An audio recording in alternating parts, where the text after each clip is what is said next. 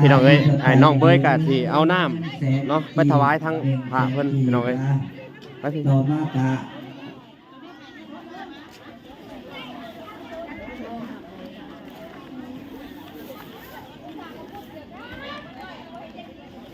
ต่อมากะเมสอนบ้านเพียงกา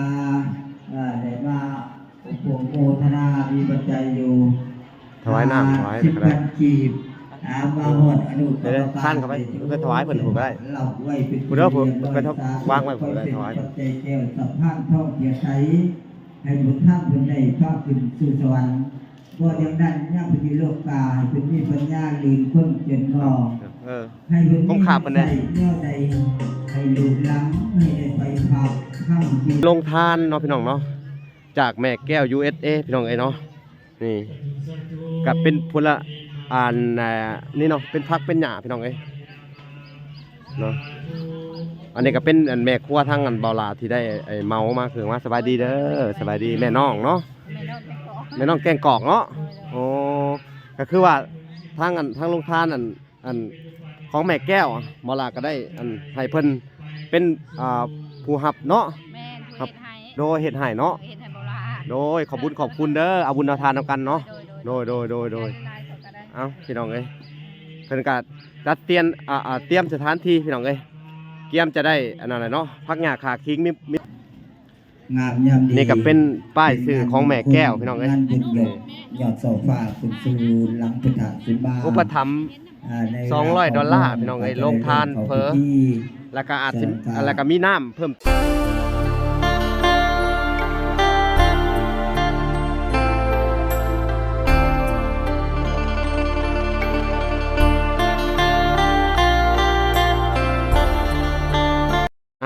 โอเคนะทุกคนเนาะหลังจากทมทีทมทางแล้วเนาะกะทางบอลากะสิกลับเมื่อบ้านก่อนพี่น้องเอ้ยเขาบอกพ่อนกะกลับในมื้อนี้แหละเนาะพี่น้องเนาะทางอาเบยเพิ่นกะบ่ฮู้ว่าเพิ่นสิอยู่เลื่อนท่าบ่หรือใดๆเนาะพี่น้องเอ้ยเพราะว่าเพิ่นก็ว่าอยากเมื่อบุญบอลาสิเมื่อบุญเนาะพี่น้องเนาะเมื่อเฮ็ดบุญลงทานพี่น้องเอ้ยเป็นปัจจัยจากแม่แก้วเนาะจาก USA เพิ่นก็ฝากเงินทางบอลามาช่วยทั้งบัตรที่น้องเอาเว้ยไปทำบุญนั่นแหละเนาะพี่น้องแต่เพิ่นกะในมื้ออื่นเนาะประมาณวันที่9พี่น้องเอ้ยหรือว่าวัน7-8-9 โมงเพิ่นก็จะได้มีแห่ผ้าป่าเนาะพี่น้องเอ้ยแห่ผ้าป่าแล้วก็ยอดสอผ้าสักยอดสอผ้าขึ้นเนาะขึ้นหลังซิมพี่น้องเอ้ยเนาะเป็นทางบ้านบ่าวลาเองพี่น้องเอ้ยบ่าวลาก็จะได้กลับเรือทางแก่งกอกทางบ้านหัวเมืองจำพรแข้งสวรรณเขตพี่น้องเอ้ยก็เพิ่นได้เฮ็ดบุญเนาะเวลาเขาจะได้กลับเมื่อก่อนแต่ว่าสิไปถามมันเบิ่งเอาเบ้ยว่าสิกลับน้ำบ่เรือในใดเนาะเพิ่นว่าอยากไปลิ้นบุญเด้อยากไปทำบุญน้ำไอ้ล่าเด้เพิ่นว่าเนาะเอาพี่น้องสิมาสอบถามเพิ่นก่อนสิได้กลับก่อนเด้อเจ้าสิกลับน้ำบ่กลับน้ำแล้วฮะอยากลิ้นบุญนะหรือใดบ่ได้อยากลิ้นบุญแล้วอยากสิไปเฮ็ดบุญโอ้สิไปเฮ็ดบุญถวายสังฆทานพระข้าวน้ำแม่แก้วเนาะโดยเอ้าพี่น้องอันไหนก่อนสาปิดตังหน้าตู้ก่อนเนาะเขาต้องขวดเอาได้เอาเว้ยนี่เดี๋ยวอันนี้มาขวดออกก่อนเว้ยฮักนี่ขวดออกก่อนพี่น้องเอ้ยก่อนสิได้กลับเบิ่งสิหาเสียมกับบุมี่พี่น้องเอ้ยส่วนคำว่าไหนพี่ก็ได้ลูกพี่น้องเอ้ยเอาเว้ยอยากไปเฮ็ดบุญเฮ็ดทานเพิ่นว่าเนาะเพราะว่าทางแม่แก้วเพิ่นได้จัดลงทานเนาะพอเอาเว้ยกับไปลิ้นบุญน้ำพี่น้องเอ้ยไปเฮ็ดบุญน้ำกันนั่นแหละไปเอาบุญไปถวายน้ำถวายน่ะพี่น้องเอ้ยเฮ็ดลงทานกะสิเฮ็ดก๋วยเตี๋ยวพี่น้องหรือว่าเพอพี่น้องเอ้ยเพิ่นกะสิไปยกย่อหรือว่าย่อน้ำย่อในพี่น้องเอ้ยย่อน้ำย่อในให้ทางครูบาอาจารย์พี่น้องเอ้ยเนาะเฮ็ดบุญเฮ็ดทานเดี๋ยวเฮาจะหาไม้มาให้เพิ่นก่อนบ่ล่ะก็ขอโทษขออภัยเด้อพี่น้องเอ้ยบ่ได้ช่วยน้องเพิ่นเพราะว่ามุ้ยขากล้องพี่น้องเอ้ยเดี๋ยวสิให้หาไม้ก่อนมาช่วยกวาดเด้หำไม้ฮะนี่ไม้ในนี่ไม้เศษนี่มีอยู่กวาดออกพี่น้องเอ้ยอุ้ยเดี๋ยวเดินทางก่อนได้แหละ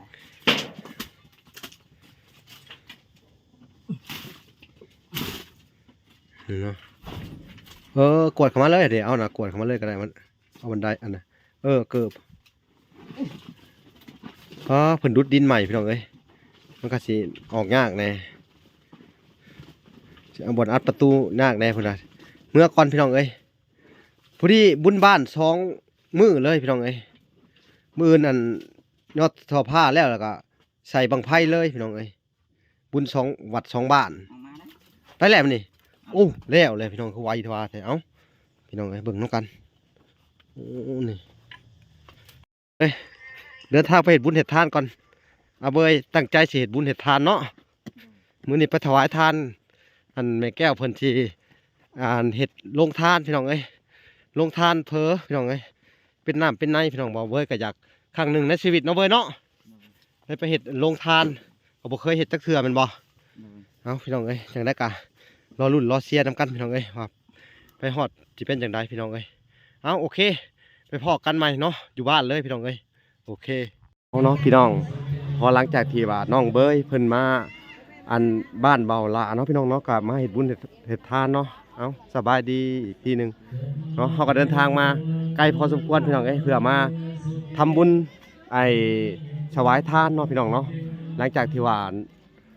อันน้องเพิ่นอันก็จะมาเฮ็ดบุญปีใหม่นี่แหละพี่น้องเนาะก็ถือว่าอาเบยก็สิได้ให้เพิ่นมาช่วยเวียกเนาะก็เป็นโรงทานจากแม่แก้ว USA พี่น้องเอ้ยที่ว่าสนับสนุนทางอันเบาหลามาเนาะหรือว่าเพิ่นก็เป็นเจ้าภาพเจ้าศรัทธาในอันโรงทานเนาะพี่น้องเนาะก็ถือว่าขอบุญขอบคุณเพิ่นเนาะโดยเอาพี่น้องเอ้ย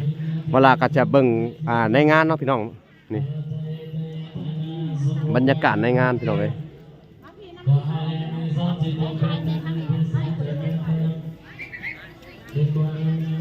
นี่ก็เป็นโรงทานเนาะพี่น้องเนาะจากแม่แก้ว USA พี่น้องเอ้ยเนาะนี่เนาะเป็นพักเป็นหญ้าพี่น้องเอ้ยเนาะอันนี้ก็เป็นอันแม่ครัวทั้งอันเบาลาที่ได้เมามาคือว่าสบายดีเด้อสบายดีแม่น้องเนาะแม่น้องแกงกอกเนาะโอ้ก็คือว่าทั้งโรงทานอันของแม่แก้วเบาลาก็ได้อันให้เพิ่นเป็นผู้รับเนาะครับโดยเฮ็ดให้เนาะโดยขอบคุณเด้อเอาบุญเอาทานนำกันเนาะโดยเอาพี่น้องเอ้ยเพิ่นก็สถานที่พี่น้องเอ้ยเกียมจะได้อันนั้นแหละเนาะพักหญ้าขาคิงมีเบิดเนาะพี่น้องเอ้ยก็ถือว่าเพอได้มื้อนี้กับแบบจำนวนนี่หลายพอสมควรเนาะหลายสุดเลยเต็มหม้อเลยพี่น้องเอ้ยเนาะนี่ก็คือว่าเป็นปัจจัยจากแม่แก้ว USA พี่น้องเอ้ยโดยนี่เนาะโอ้นี่พี่น้องเอ้ยนี่แล้วก็ในอีกส่วนหนึ่งพี่น้องเอ้ยก็จะเป็นน้ำเนาะงามยามดี นี่ก็เป็นป้ายชื่อของแม่แก้วพี่น้องเอ้ย งานบุญยอดโซฟาคุณซูหลังพุทธสุบา อุปถัมภ์$200พี่น้องเอ้ยลงทานเพอแล้วก็อาจสิแล้วก็มีน้ำเพิ่มเติมน้ำพี่น้องเอ้ยมีทั้งน้ำส้มน้ำหวานเนาะพี่น้องเนาะเดี๋ยวบ่ล่ะก็สิทำรายละเอียดให้เบิ่งเนาะครับขึ้นเงื่อนขึ้นซานก็จะลืมลงมาทางวัดวาศาสนาของเฮาอาสานกาพร้อมคิดพร้อมใจกันพี่น้องพากันสมัครสมานเป็นมโหมนี่ก็เป็นบรรยากาศในงานพี่น้องเลยอยู่ที่วัดบ้านโหเมืองก็เป็นโรงทานหลายๆโรงเนาะพี่น้องเนาะนวัดนำกันเอาบริกาข้าพเจ้าอาจารย์เอเดนสมพรได้มหาไสบรรดาชาวพุทธศาสนาเดี๋ยวเขาจะให้ทุกคนไปเบิ่งในวัดเนาะพิปาดาได้กินได้ทานได้ทำสร้างแปลงทานสถานที่วัดแห่งนี้เนาะพี่น้องเนาะก็จะเป็นวัดบ้านหัวเมืองจำพรแขวงสวรรณเขตเนาะพี่น้องเนาะเพิ่นก็มื้อนี้ก็เป็นมื้อเลิกงามยามดีพี่น้องเอ้ยก็ถือว่ามื้อสักยอดซอผ้าเนาะนี่ก็วัดที่ว่าเพิ่นบูรณะใหม่เนาะพี่น้องเนาะนี่เนาะก็น่าจะเป็น 7-8 โมงเนาะเพิ่นจะได้ทำพิธีนี่ก็เป็นวัดใหม่ที่ว่าแม่แก้วจาก USA พี่น้องเอ้ยอุปถัมภ์คำสู้เพิ่นงวดก่อนเพิ่นก็ได้ซื้อสีถวายพระประธานพี่น้องเอ้ย พระประธานใหญ่เนาะพี่น้อง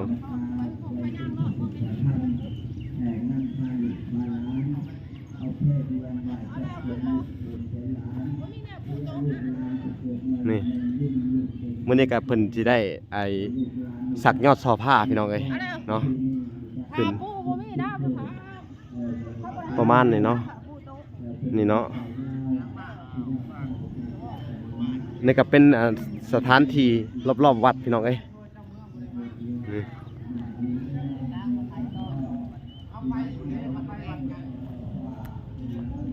นี่ตอนนี้ก็เวลาประมาณ8 โมงกว่าๆพี่น้องเพิ่นกำลังเริ่มจะทยอยกันเข้ามาเพราะว่ามื้อนี้มันติดไอ้บุญพี่น้องไอ้บุญพร้อมเดียวกันกับเป็นบุญวัดใหญ่แก้งกอกเนาะวัดใหญ่แก้งกอกเหนือเมืองจำพรพี่น้องเอ้ยก็เป็นบุญบั้งไฟพี่น้องเอ้ยบุญพระเวทพี่น้องเนาะนี่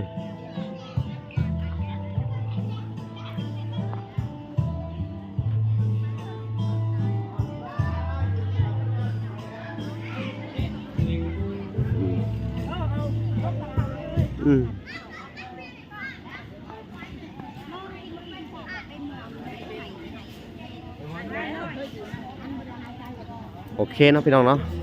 อันนี้ก็เป็นบรรยากาศคร่าวๆเนาะในงานพี่น้องเอ้ยเนาะ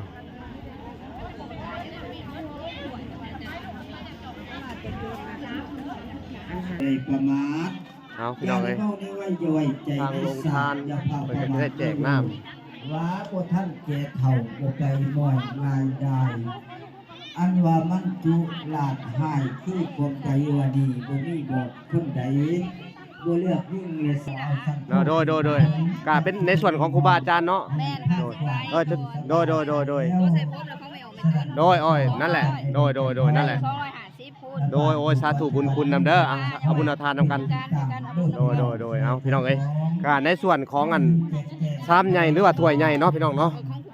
ของครูบาของครูบาอาจารย์เพิ่นเนาะของพระเนาะเอาพี่น้องเอ้ยก็ได้กิน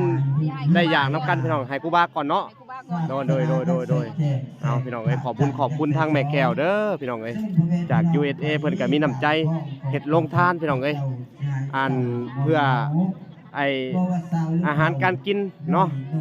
สนับสนุนทางวัดทางว่าบ้านหัวเมืองพี่น้องเอ้ยเป็นงานยอดสอบผ้าเนาะยอดสอบผ้าแล้วก็ผ้าป่าบ่น่าจะเป็นแบบนั้นเนาะพี่น้องเนาะเป็นงานยอดสอบผ้าพี่น้องเอ้ยเนาะก็ต้องขอบคุณเพิ่นพี่น้องเอ้ยเนาะมื้อนี้ก็เพิ่นได้เป็นเจ้าภาพเจ้าศรัทธาพี่น้องเอ้ยเนาะก็ขอให้ทั้งแม่แก้วจงมีแต่ความสุขความเจริญเด้อแม่แก้วเอ้ยปรารถนาสิ่งใดก็ขอให้ได้สิ่งนั้นสมดังปรารถนาเด้อแม่แก้วเอ้ยบุญคำนำสู่เจ้าแม่เนาะความเจ็บจะได้ความไข่จะมีอายุมันควันยืนแม่แก้วเอ้ยเอ้าแต่น้อยก็สิได้เบิ่งสถานการณ์หรือว่าผู้คนที่มาอยู่มากินเนาะพี่น้องหรือว่ามาทำบุญทำทานพี่น้องเอ้ยเนาะว่าสิเป็นจังไดก็ติดตามกันต่อไปพี่น้องเอ้ยพี่น้องเอ้ยไอ้น้องเบยก็สิเอาน้ำเนาะไปถวายทั้งพระเพิ่นพี่น้องเอ้ยไปพี่ ต่อมากะ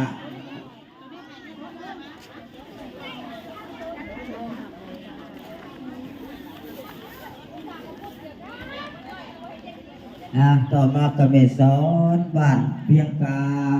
ได้มาอุปโภคนามีปัจจัยอยู่ ถวายน้ำถวาย 10 ก็ได้ พันกีบมาหอดอนุ เดี๋ยวท่านเข้าไปถวายเพิ่นผมก็ได้ เราไว้เป็น ผู้เด้อผมไป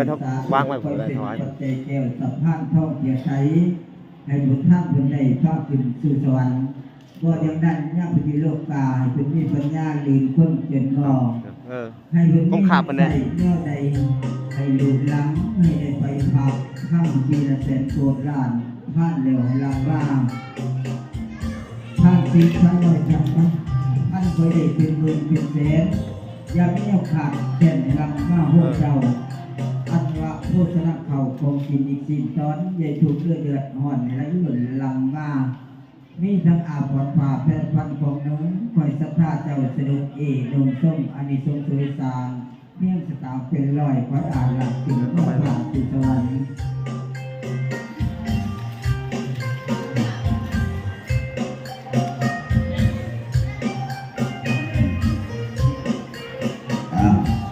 ลโหล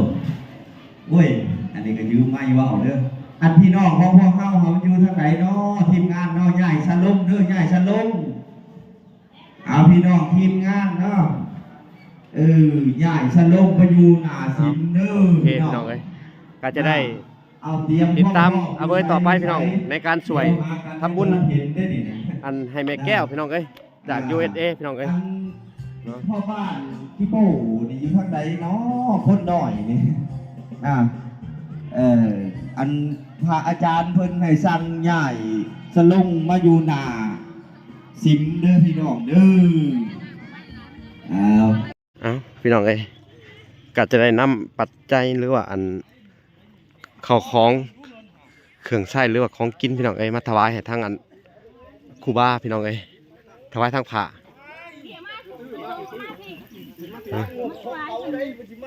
โดยเอามาใหม่มันหลายถ้วยอยู่เอามาใหม่โดยนี่เนาะพี่น้องเอ้ยในการมาถวายทางพระครูบาเพิ่นพี่น้องเอ้ยคือเพอพี่น้องเอ้ยนะ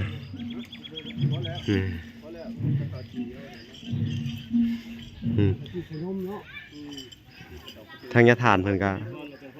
อันนี้เนาะพี่น้องเนาะ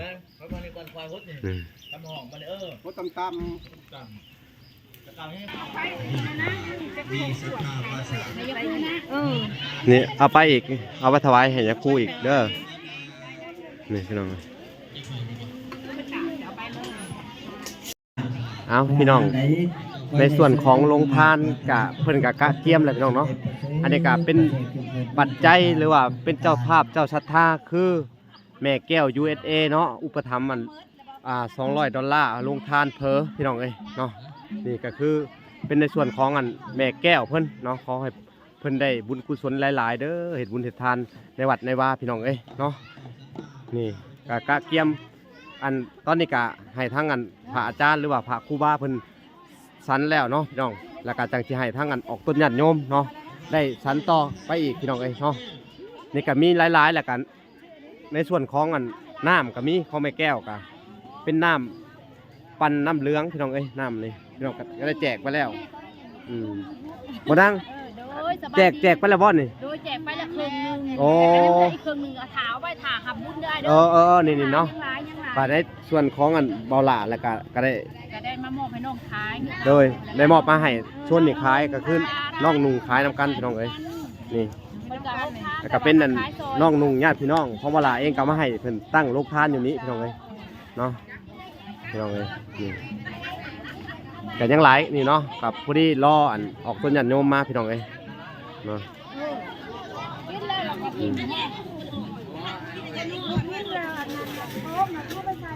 ก็ถือว่ามื้อนี้ก็เป็นนั่นมื้อที่ดีพี่น้องเอ้ยนี่ในส่วนของโรงทางนี้ก็จะเป็นโรงทานของอันมาจากสวรรค์พี่น้องเอ้ยเนาะ4 โลปัจจัยที่500,000 กีบมาจาก USA เพิ่นได้มาอุปโมทนาพี่น้องเอ้ยตอนนี้ก็จะได้แจกเพอให้ทางกันออกต้นญาติโยมพี่น้องเอ้ยคนก็เริ่มมาเอาหลายเลยเนาะพี่น้องเนาะก็จะให้อ่านของทานเนาะพี่น้องเนาะเพื่อลงทานพี่น้องเอ้ยให้แก่ทางวัดทางวาพี่น้องเอ้ยทางอดต้นญาติโยมเพิ่นก็มาบุญสินกินทาน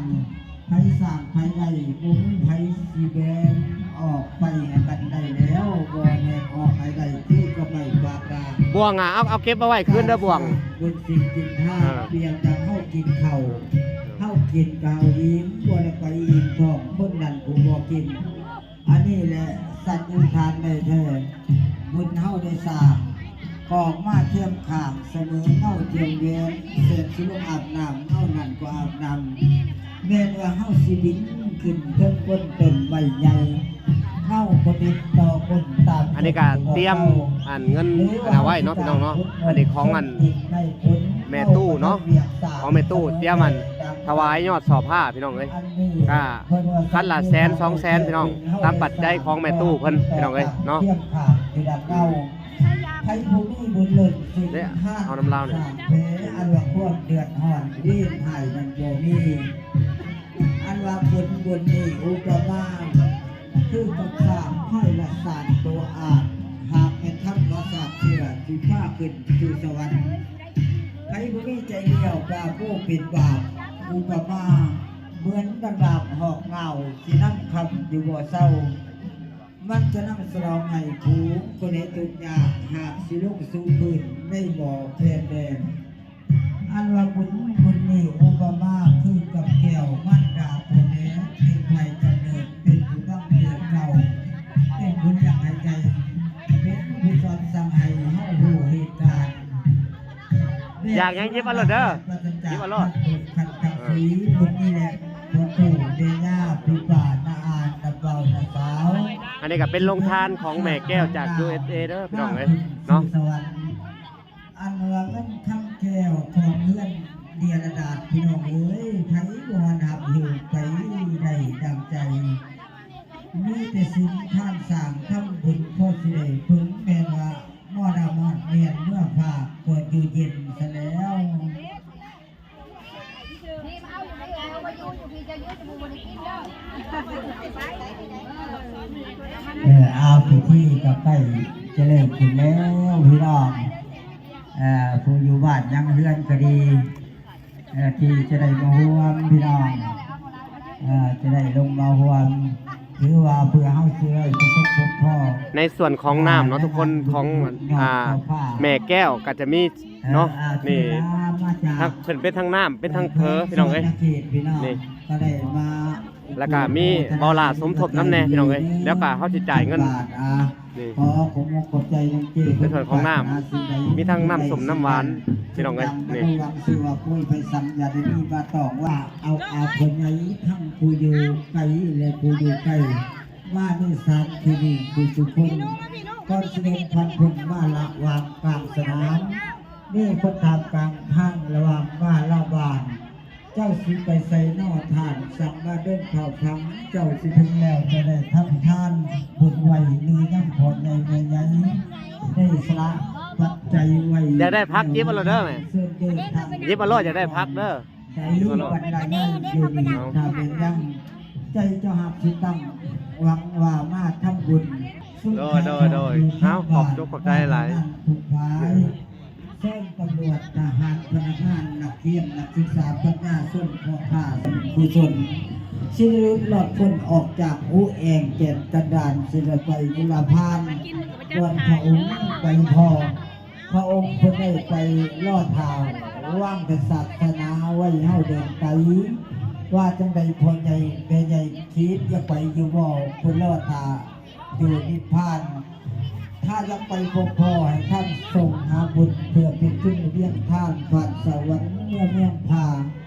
เป็นนว่าสะพานแก้วบันไดท่องสลับใจเป็นปัจจัยจองดาว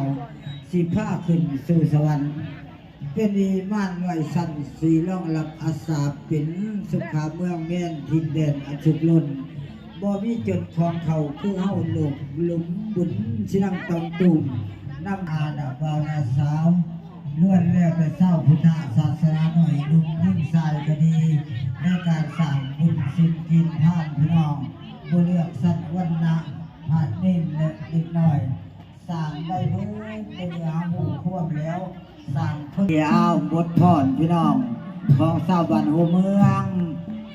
ได้อนุรักษ์ไว้เพื่อลูกเพื่อหลานได้สืบทอดกันมาอันนี้ก็ถือว่าหน่วยกองตุ้มของบ้านหัวมาวังบุญรวมที่รวมกินรวมทานพี่น้องบ้านใกล้บ้านไกลก็ดีก็ถือว่าศิลปะวัฒนธรรมของคนลาวเฮาก็ได้สืบทอดกันมาเรื่อย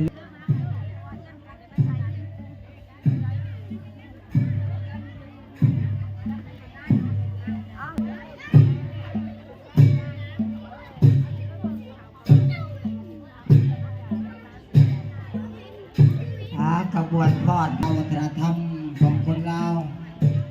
ชาวบ้านหัวเมืองก็ได้พบคิดพบใจกันพี่น้อง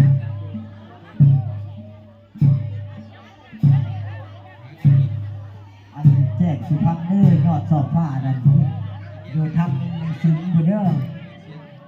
ผู้แลทั้งสิ้นทั้งนั้นฉากข้างสิ้นแหละทิศเหนือทั้งนั้นสิ้นนอดโซฟาเพิ่นอยากปลอดภัยใส่กับอันนอดโซฟา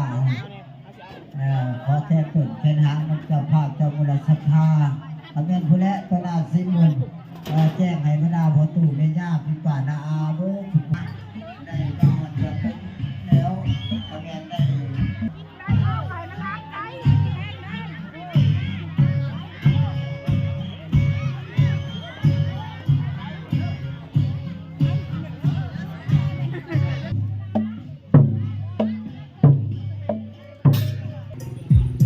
เอาพี่น้องเอ้ยโรงทานของเฮาก็เหลืออยู่เหลือกินพี่น้องเอ้ยฟ้าตกก็ต้องขอบบุญมาดังอันแม่แก้วเนาะพี่น้องเนาะก็คือนี่แม่แก้ว USA พี่น้องเอ้ยเนาะขอบคุณเพิ่นพี่น้องเอ้ยคือว่าในงานมื้อนี้ก็คือว่าเหลืออยู่เหลือกินพี่น้องเอ้ยเอาพี่น้องเอ้ยก็ถือว่าเหลืออยู่เหลือกินพี่น้องก็เฮ็ดไปเรื่อยๆเนาะโอเคเนาะทุกคนเดี๋ยวเฮาก็จะได้มาสรุปอันค่าใช้จ่ายในงานเนาะต่างๆนานาว่าจะเป็นน้ำเนาะรวมทั้งน้ำกับมีของอันแม่แก้วน้ำแน่ของโบราณน้ำแน่สมทบเนาะพี่น้องเอ้ยนี่ก็คือน้ำส้มน้ำหวานที่แจกไปเนาะพี่น้องเนาะเป็นน้ำอันนี้ก็15 แพ็คเนาะพี่น้องเนาะก็มาถวายให้ทั้งอันฝากครูบาเนี่ยทั้งนุ่นเนาะเป็นน้ำพี่น้องเอ้ยเอาโอเคเดี๋ยวเขาจะได้สรุปอ่านจำนวนเงินพี่น้องเอ้ยเนาะขอบคุณมายังแม่แก้วพี่น้องเอ้ยในส่วนของโรงทานของแม่แก้วก็จะได้จบลงพี่น้องเอ้ยกับอิ่มน้ำสำราญกันเนาะสุคนเนาะคนมาในงานกับอิ่มน้ำสำราญแซ่บบ่สาวบุญกับมาพี่น้องเอ้ยมาหาเบาเบยมาแจ้งข่าวดีเนาะโดยพี่น้องเอ้ยกับผู้ที่ทางบ่ลากะเพิ่นว่าอยากมาเฮ็ดบุญน้ำนะเพิ่นก็เลยขอมานำเพิ่นอยากมาเบิ่งบังไฟน้ำแน่เพิ่นว่าบังไฟโดยก็เลยว่าโอ้พี่น้องเอ้ยการพิธีเสร็จพิธีเนาะจากดึงยอดสวผ้ากับเสร็จพิธีแหมห้อยนะพี่น้องเนาะในส่วนของน้ำส้มน้ำหวานลงทานกับพี่น้องเอ้ยอิ่มน้ำสำราญอิ่มกันกูหน้ากูตาพี่น้องเอ้ยนี่เพอกับจบพิธีแหมห้อยเดี๋ยวเขาก็จะจ่ายค่าเพอพี่น้องเอ้ยจำนวนเงินพี่น้องเอ้ยนี่ในส่วนของน้ำพี่น้องเอ้ยนี่เป็นไดนางเอาสวัสดีพอดีเบิดพอดีเลยบ่น้ำเดี๋ยวสิจ่ายเงินหน่อยเด้อจะหน่อยเด้อเอาพี่น้องเอ้ยเนาะแล้วก็จะจ่ายเงินทั้งค่าเพอเพิ่นพี่น้องเอ้ยแล้วก็ทั้งน้ำมีจักแพ็คทั้งเบิดเขียวเนาะ4 แพ็คน้ำเปล่าเป็นน้ำอันนี้ฮะ4 โลโอ้โอเคเนาะทางเบาหลาก็จะได้จ่ายเงินเนาะพี่น้องเนาะให้ทั้งอันเพอแล้วก็ทั้งน้ำเนาะพี่น้องเนาะพักมีหอใหญ่เหนียวใส่ขอบใจเจ้ามูลศรัทธาพี่น้องชาวบ้านเนาะก่อนอื่นเบิดเบาหลาก็จะได้อันจ่ายเงินเนาะพี่น้องเอ้ยค่าเพอเพิ่นพี่น้องเอ้ยเนาะให้แก่ทั้งอันแม่น้อมเนาะแม่น้อมทั้งอันแกงกอกเพิ่นพี่น้องเอ้ย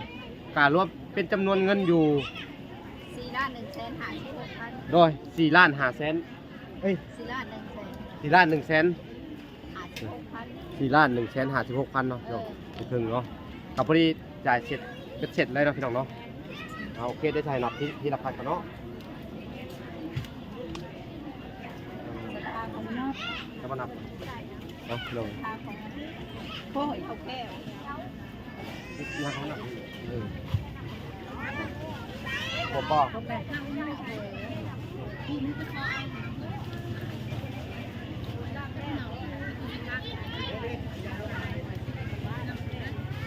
3 ล้าน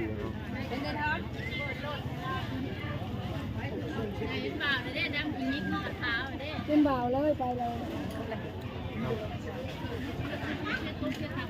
4 ล้าน100,00056,000เนาะมาอีก10,000เฮ้ย6,000เนาะฮะขอบคุณเอาบุญกันสาธุเอา โอ้ย เลข6โตเด้อ โอ้ยสาธุสาธุพี่อวยพรให้แม่แก้วพี่เอาสาธุขอบคุณแม่แก้วเด้อเอา ขอบใจเด้อห่างไงนี่ให้มีสุขภาพแข็งแรงเด้อ โดยเอาสาธุสาธุ เจริญ โดยเอาขอบใจหรือว่าขอบคุณทางแม่แก้วเนาะก็คือว่าเฮ็ดพิธีแล้วเด้อแม่เด้อเอาก็คือว่าได้มอบเงินไปเทียมห้อยเนาะในส่วนของโรงทานและในส่วนของอันอีกต่อไปก็เบาหลากยังเป็นหนี้เพิ่นอยู่พี่น้องก็จะได้เฮ็ดบุญอันน่ะถวายพระเข้าให้ทางแม่แก้วอีกเทื่อนึงเนาะก็เป็นมื้อขึ้นปีใหม่เด้อแม่แก้วเด้อเอาโอเคเนาะคลิปนี้ก็บ่มีหยังหลายพี่น้องเอ้ยก็จะได้จบคลิปแต่เพียงเท่านี้เนาะพบกันใหม่อีกคลิปหน้าบ๊ายบาย